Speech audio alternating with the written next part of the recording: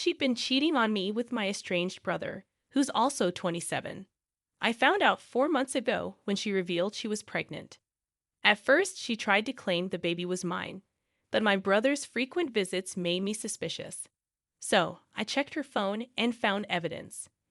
When I confronted her, she admitted to the affair because she felt she had no other choice. My relationship with my family had been rocky since I left home at 18. They always treated me like an outsider, especially compared to my brother, who was the favorite. When I discovered they threw him a party without me, pretending it was for me, it hit me hard. Instead of celebrating my own achievements, they prioritized him to avoid him feeling left out. It was a breaking point for me. After leaving home, I financed my college education through loans and work, then shared a small apartment with a friend. I cut off contact with my parents, and they didn't reach out to me either. Years passed, and last year my brother messaged me online, saying our parents missed me and wanted to reconnect. Despite everything, I'm considering it. About 2 years ago, I got married to my ex-wife, and life seemed pretty good. However, I realized I hadn't fully moved on from the issues with my parents. Eventually, I agreed to meet them. Though awkward at first, they were making an effort to mend things, so I decided to reciprocate by inviting them to my home. This turned out to be a mistake.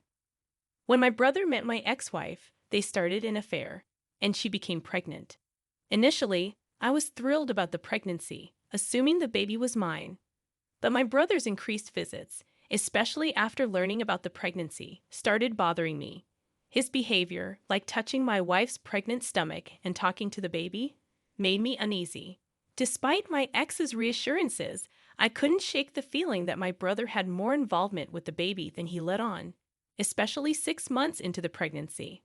I made the difficult decision to check my ex-wife's phone while she was asleep. And unfortunately, my worst fears were confirmed. The text messages between her and my brother proved that the baby she was carrying was actually his, and they had been together for quite some time. What's more, my ex had no intention of ever telling me the truth. They planned to reveal the affair after the baby was born, get a divorce from me, and then she would be with my brother. They intended to live off the child support I would be paying. The next morning, I confronted her about the texts. Although she initially tried to deny it, she eventually confessed. This marked the end of my 2-year marriage. Predictably, my parents sided with my brother and my ex. All their promises about treating us equally were just empty words. When my ex and my brother announced our divorce and her intention to marry him on social media, it felt like a final blow. My entire family fully supported my ex-wife and brother's decision, showing no concern for how it affected my mental health and shattered my trust. For 6 months, my ex had lied to me, claiming the baby was mine, adding to the pain of losing not just my wife, but also feeling like I lost a child. Despite my anguish, my parents insisted this was for the best and refused to acknowledge my brother's betrayal. Instead, they expected me to join in the celebrations of my ex and brother finding happiness together. Unable to bear their indifference and betrayal, I cut my family out of my life.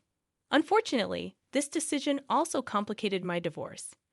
My ex-wife walked away with a significant settlement and even my car, all because my family sided with her due to her relationship with my brother. She and her lawyer fabricated a narrative painting me as toxic and controlling, despite her own choices, and my family reinforced these false claims by citing my supposed misogyny and temper issues. Despite losing a significant amount of money in the divorce, I was relieved to retain ownership of the house. Finalizing the divorce brought a sense of closure, and I was grateful to be done with the whole ordeal and never have to interact with those people again. Fortunately, there wasn't a waiting period for divorce where I live, and my ex-wife didn't contest it, allowing me to swiftly move on. It was challenging to move past everything, but I threw myself into my work and focused on self-improvement to put this unpleasant chapter behind me as quickly as possible. My efforts paid off when I received a promotion just 2 weeks ago, along with a better position, salary, and even a new company car. It was a fresh start, and I couldn't have been happier about it. After deciding to treat myself to a solo dinner at one of my favorite restaurants, I made the mistake of sharing it online. Within a day or two, my mother reached out, asking me to visit them. I was puzzled since we hadn't communicated since the divorce, and they sided with my ex-wife and her false accusations.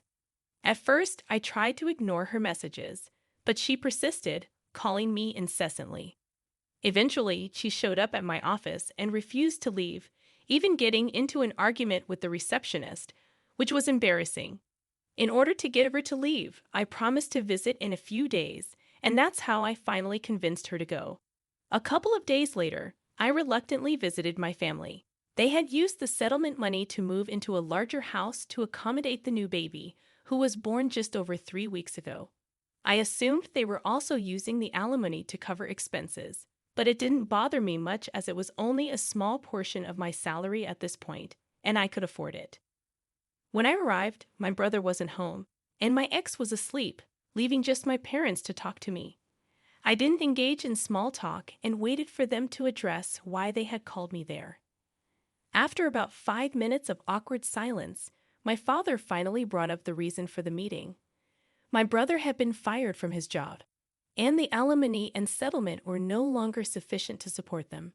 They had seen my promotion post and hoped I could help them out financially given their dire situation. My parents had retired long ago, my brother was unemployed, and my ex wasn't planning to return to work anytime soon. The alimony couldn't cover the bills for a family of 5, especially with a newborn in the mix. While I understood the financial strain they were under, I was shocked that they had the audacity to ask me for help.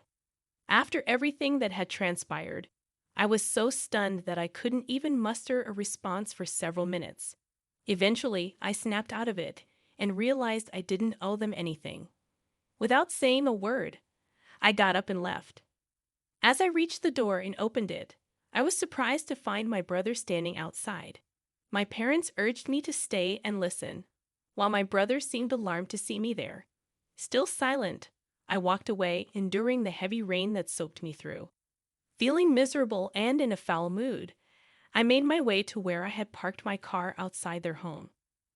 Then, something happened that I regret. My parents and brother followed me, and as I searched for my keys in my pocket, they pleaded with me for help one last time. It was unusual, especially coming from my typically smug and arrogant brother, a product of our parents' favoritism. They seemed genuinely desperate, but I couldn't contain my frustration. I lashed out, telling them to leave me alone and suggesting they beg on the streets if they were truly in such dire need, since a stranger might have more sympathy for their situation. After saying that, I got into my car and drove away, leaving them in the rain. I have to admit, it felt pretty good to leave my family behind, considering how they've mistreated me my whole life.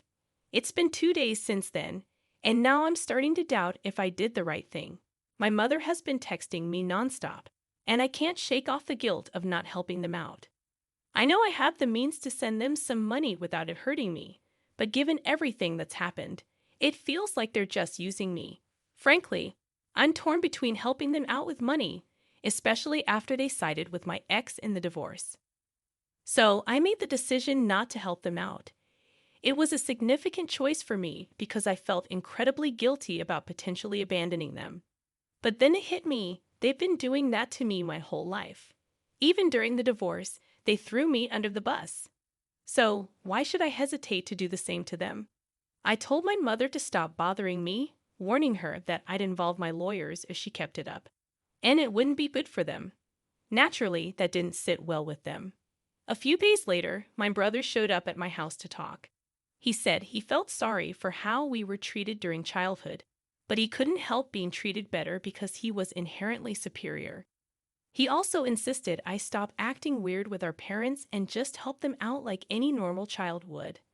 I couldn't help but laugh in his face at how ridiculous he sounded, spewing that nonsense. I told him that instead of trying to belittle me and manipulate me into helping them out, he should probably be out looking for a job and not wasting his time like this. That really seemed to hit a nerve because he started yelling at me, claiming I was just jealous that not only our parents but even my ex-wife preferred him over me. According to him, I was seeking revenge by refusing to give my family money. Instead of arguing with him, I simply agreed, saying that all I was doing was to get back at him, and there wasn't much he could do about it. That seemed to really get under his skin, and he threatened to come after me and force me to cough up the money one way or another. He warned me that I'd regret ever speaking to him that way. Honestly, I'm not taking any of that seriously at all. He can try to intimidate me all he wants, but I know he's not capable of doing anything to me. I'm completely unfazed by his threats. 3 days ago, my brother came by, attempting to persuade me to help them out, but he failed. My parents had already tried before, without success. So this time my ex decided to call me. I was hesitant to pick up, but I figured if I didn't, they'd likely come over and waste more of my time. So I answered. It was unbelievable how entitled and heartless these people could be.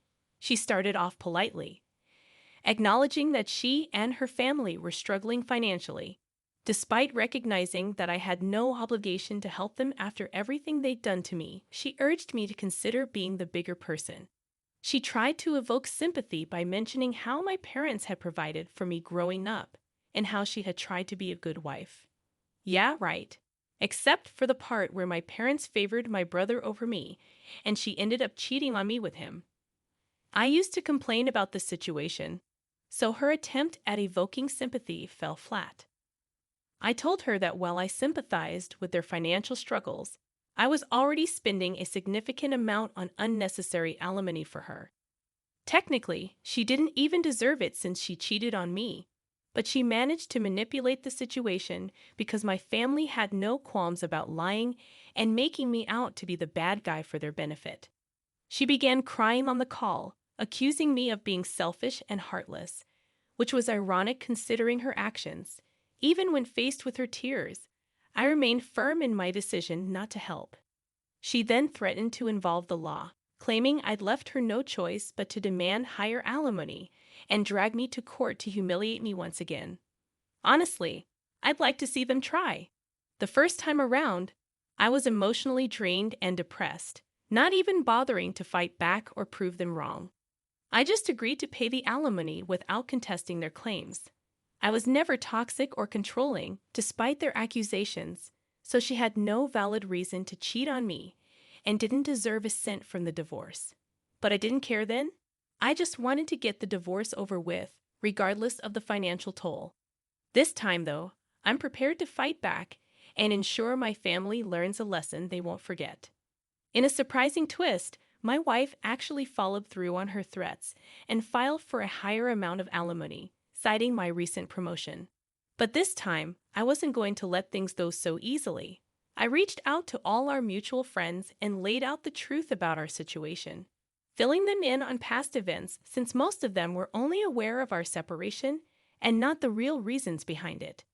They were all understandably shocked, and I asked them to be prepared to testify against my wife if necessary, to which they agreed without hesitation. Additionally, I instructed my lawyer to push for discontinuing the entire alimony arrangement, as my wife clearly didn't deserve it. Over the past few days, I've been gathering all the evidence I could find of my parents' and brother's mistreatment towards me, showing how they never treated me as an equal and are now only hounding me for money because of my recent promotion. I've reached my breaking point, and I'm determined to rid myself of these toxic individuals once and for all. I made a conscious decision not to prioritize their feelings this time around. I managed to convince some of my cousins, who had witnessed my outsider treatment while growing up, to speak on my behalf. Despite not being particularly close, they agreed to support me. My lawyer was pleased with the evidence we had gathered, indicating it would likely lead to a successful case to stop paying alimony. While it was already known that my ex had cheated on me, her narrative portraying me as the villain and my brother as her savior were all based on lies. Even though I hadn't fought back last time, I was determined to set the record straight this time around, and I did just that. When confronted with video testimonials from friends and relatives supporting my side, my family had nothing to say for themselves. It seemed they expected to be let off the hook as easily as before, but I wasn't as emotionally fragile anymore. Their mistreatment had only made me stronger. Yesterday, it was officially finalized that I wouldn't have to pay my ex any alimony anymore, given the new information that surfaced.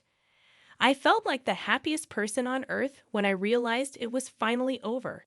It was incredibly satisfying to see the smug look completely wiped off my family's faces. My ex looked like she was on the verge of tears, but I couldn't care less about her crying anymore. I was just done with the whole ordeal. I had planned to go home, treat myself to some great takeout, and watch a movie to celebrate. But as usual, my family had to ruin it.